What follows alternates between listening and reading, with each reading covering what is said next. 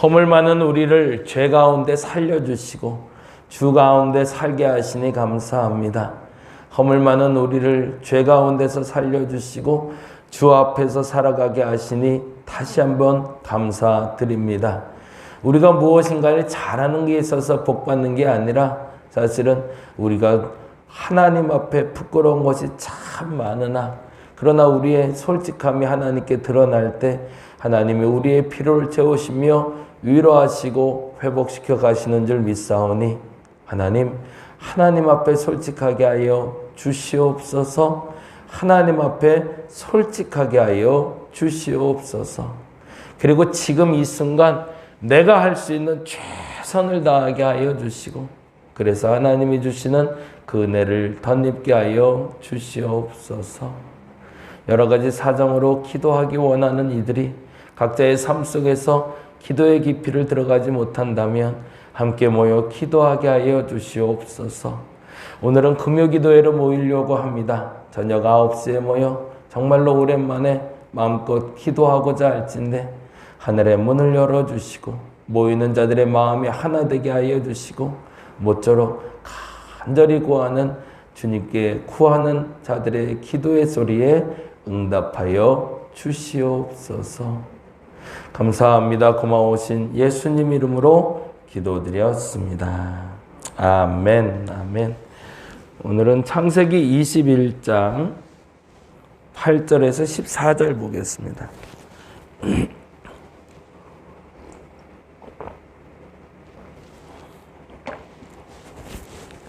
네, 오늘은 금요기도에 있는 날입니다. 저녁 9시에 모여서 같이 오랜만에 좀 기도하고 가도록 하겠습니다. 이상하게 이번 주는 목이 계속 가라앉아서 목이 이게 안 풀리네요. 왜 이런지 모르겠네. 그럴 수도 있을 것 같고 그래서 혹시 몰라서 어저께 약 먹고 잤는데 이상하게 그래서 아이고 내일 전도 컨퍼런스 해야 되는데 큰일 났어요. 목소리 잘 나와야 되는데 21장 8절에서 14절 같이 한 목소리로 읽겠습니다. 아이가 자라매 젖을 떼고 이삭이 젖을 떼는 날에 아브라함이 큰 잔치를 베풀었더라. 사라가 본즉 아브라함의 아들 애굽 여인 하갈의 아들이 이삭을 놀리는지라. 그가 아브라함에게 이르되 이 여종과 그 아들을 내쫓으라. 이 종의 아들은 내 아들 이삭과 함께 기업을 얻지 못하리라 하므로 아브라함이 그의 아들로 말미암아 그 일이 매우 근심이 되었더니 하나님이 아브라함에게 이르시되 내 아이나 내 여종으로 말미암아 근심하지 말고 사라가 내게 이른 말을 다 들으라. 이삭에게서 나는 자라야 내 씨라 부를 것임이니라. 그러나 여종의 아들도 내 씨니 내가 그로 한 민족을 이루게 하리라 하신지라. 아브라함이 아침에 일찍이 일어나 떡과 물 한 가죽 부대를 가져다가 하갈의 어깨에 메어주고 그 아이를 데리고 가게 하니 하갈이 나가서 부엘세바 광야에서 방황하더니. 아멘. 거기까지만 보겠습니다. 다음 주에 이제 하갈 이야기 조금 더 구체적으로 볼 건데요. 여종의 아들도 넷시니라는 부분 13절에 있는 부분 주목해서 좀 봤으면 좋겠어요. 여종의 아들도 넷시니. 그래서 오늘 제목은 그렇게 한번 저는 개인적으로 다시 정했는데 우리의 허물을 선으로 바꾸시는 방법 이렇게 한번 바꿔봤어요. 우리의 허물을 선으로 바꾸시는 방법. 원래 제목은 이삭이 젖을 떼는 날이라는 성경에 있는 구절 그대로 썼었는데요. 말씀을 읽다 보니까 그러한 깨달음을 하나님 주시네요. 하나님이 우리의 허물을 어떻게 회복시키시고 어떻게 선으로 바꾸시는지. 아브라함에게는 아들이 둘인 거죠. 이제는 더 이상 아들은 지금 현재는 존재하지 않습니다. 첫 번째 아들은 이스마엘이라는 하갈의 몸에서 난 아들이고 하나는 사라의 몸을 통해서 낯설지만 100세 때 얻은 아들이 있죠. 그런데 문제는 이스마엘을 위해서는 아마 이런 큰 잔치를 벌이진 않았던 것 같아요. 근데 그게 하갈하고 이스마엘 입장에서는 굉장히 불쾌하고 어려운 일인 거죠. 사실은 내 아들을 위해서는 아무것도 안 해줬는데 사라의 아들을 위해서는 큰 잔치를 벌이니 사실은 이스마엘 입장에서도 마음이 상했을 거고, 왜냐하면 이스마엘과 그리고 이삭의 나이 차이를 봤을 때 이제 10대 초반이 된 이스마엘 입장에서는 이 마음들이 되게 어려워지는 거죠. 10대 중반을 넘어가고 있을 테니. 그래서 사실은 이스마엘은 이삭을 괴롭힐 수밖에 없는 상황이 되는 거죠. 왜냐하면 내 모든 권한을 다 가져간 아이, 그뿐만 아니라 아버지에게 큰 사랑을 받는 아이이기 때문이죠. 근데 이 본문을 보면서 오버랩돼서 같이 보이는 본문이 탕자 이야기예요. 누가복음 15장의 탕자 이야기인데 이스마엘이 다른 잘못을 많이 했더라라고 나온 게 하나도 없어요, 사실은.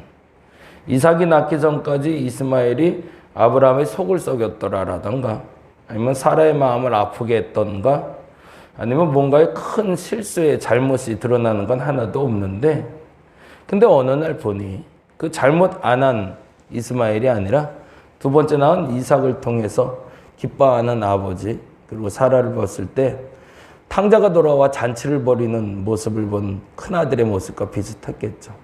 그리고 너무 속이 상해서, 그리고 어찌 보면 그 순간에 순간적인 행동일 수도 있었고, 성경의 기록대로 보자면 지속적으로 행동할 수도 있을 가능성은 있지만, 제 개인적인 생각에 아마 순간적인 행동, 돌출 행동이 아니었을까 싶은 게 바로 9절의 말씀이 됩니다. 9절 한번 보죠. 9절에 보니 이렇게 되어 있잖아요. 사라가 본즉 아브라함의 아들 애굽 여인 하갈의 아들이 이삭을 놀리는지라 라고.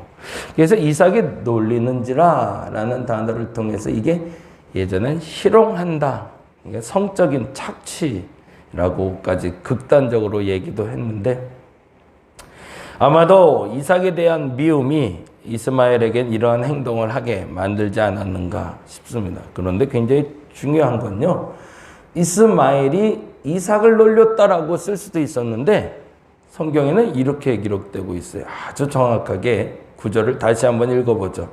우리가 읽을 때는 익숙하게 알기 때문에 사라가 본즉 이스마엘이 이삭을 놀리는지라 라고 써도 상관없잖아요.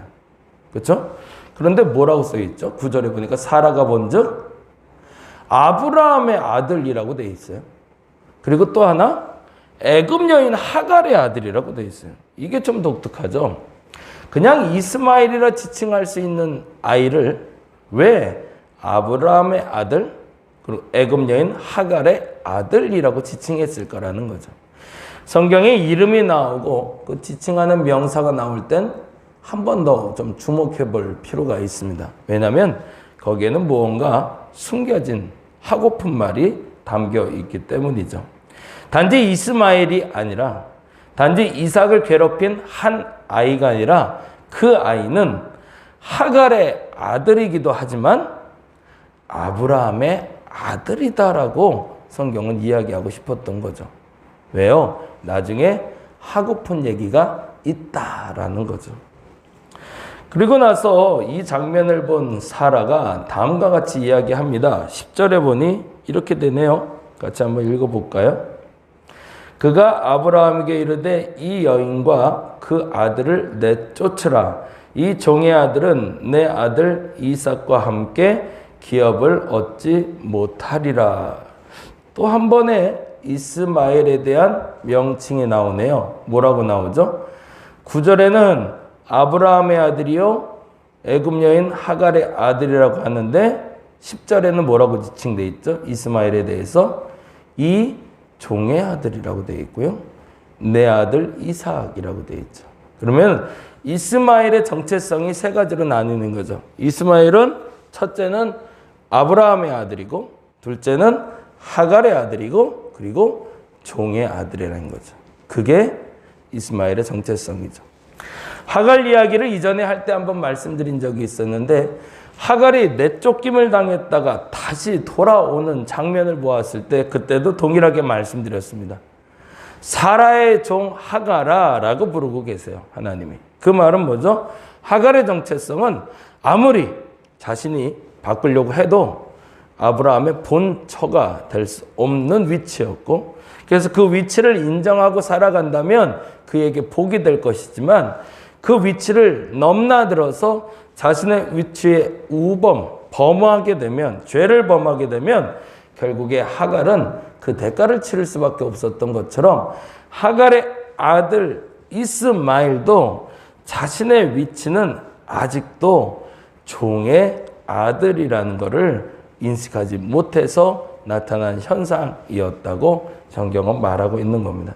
결국엔 잘못이 드러난 거죠. 무엇을 잘못한 걸까요? 그러면 내가 해야 될 범위를 넘어선 거죠.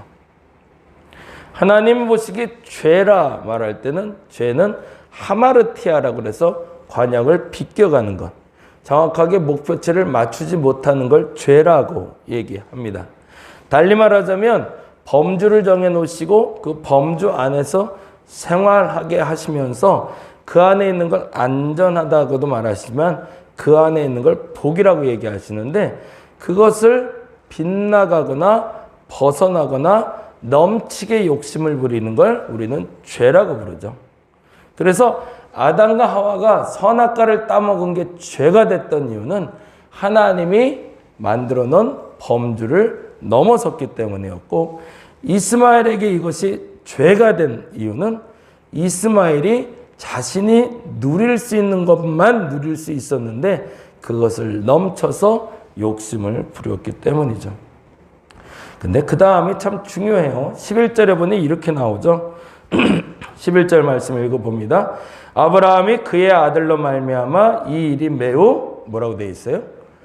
예, 매우 근심이 되었대요. 거기다가 줄쳐 놓으시죠.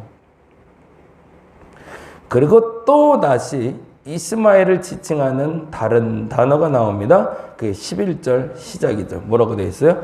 아브라함이 그의 아들이라고 되어 있어요. 야, 이게 참 재밌는 거죠. 어떤 사람의 위치에서 보느냐에 따라서 이스마엘의 위치가 달라지는 거죠. 아브라함이 볼 때는 나의 아들이지만 사라가 볼 때는 종의 아들이었고, 그러면 아브라함이 볼 때는 그의 아들의 만큼 대가를 치르고 그리고 보상을 해줄 수도 있지만 사라의 위치에서 봤을 땐 종의 아들의 위치에서 종의 아들의 말만 할 수 있었던 거죠. 그러니 아브라함이 생각하는 이스마엘의 위치와 사라가 생각하는 이스마엘의 위치가 달라서 발생한 일이라는 겁니다. 그러면 그 위치를 맞춰주는 것, 그래서 균형을 맞추는 일을 이제 드디어 하나님이 하십니다. 근데 여기서 참 재미난 건 아브라함이 이 일로 매우 근심했다는 거예요. 이게 너무나 감사하다고 말하는 이유는 사라가 종의 아들이라 여겼기 때문에 아브라함도 종의 아들로 여기진 않았더라는 거죠. 그래서 그 불균형이라고도 말할 수 있었지만 그것이 득이 돼서 이스마엘은 아브라함의 아들로서의 권한은 누릴 수 있게 됩니다. 각자가 어떤 사람을 어떤 눈높이에서 보냐에 따라서 그 사람의 지위가 보존되기도 하고 박탈되기도 한다는 거죠. 똑같이 사람을 바라보는 눈높이가 있습니다. 근데 그 눈높이에 따라서 그 사람의 권위가 높아지기도 하고 낮아지기도 하고 그 사람의 권위를 유지시켜 주기도 하고 박탈시킬 수도 있다는 거죠. 그래서 아브라함은 솔직하게 자신의 마음을 드러냅니다. 당신은 종의 아들이라 말하는지 모르지만 내게는 그도 아들이라고. 그러자 그거를 들으신 하나님이 다음과 같이 이야기해 주십니다. 12절이죠. 같이 읽어볼게요. 하나님이 아브라함에게 이르시되 내 아이나 내 여종으로 말미암아 근심하지 말고 사라가 내게 이른 말을 다 들으라. 이삭에게 나는 자라야 내 씨라 부를 것임이라. 그러면서 지위 조정을 해 주세요. 어떻게 하는지 보세요.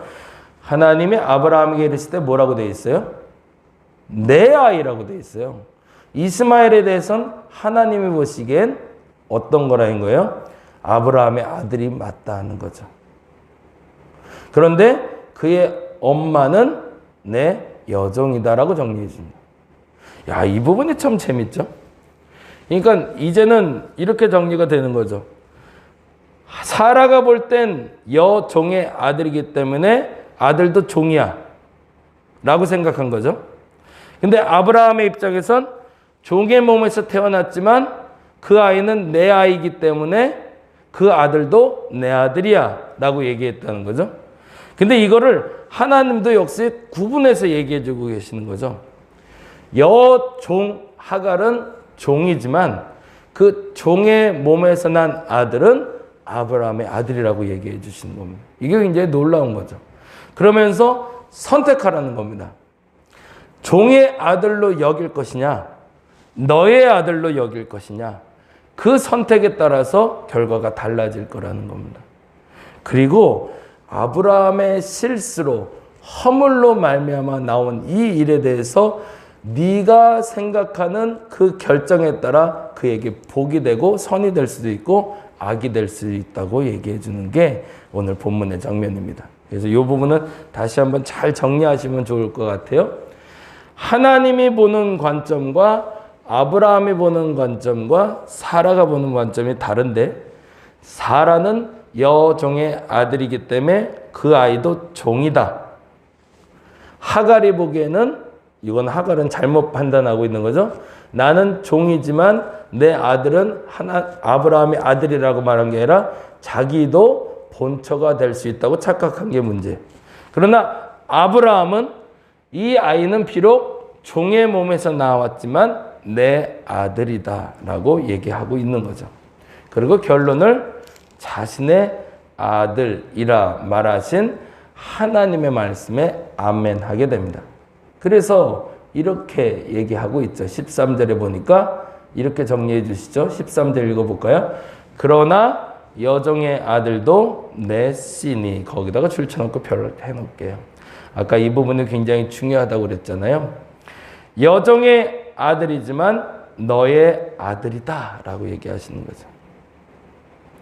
그것은 네가 최선의 결과를 가져온 건 아니지만 네가 차선의 결과로 그 자리에서 최선을 다했으니 그도 또한 선으로 바꿔주시겠다고 얘기하는 겁니다.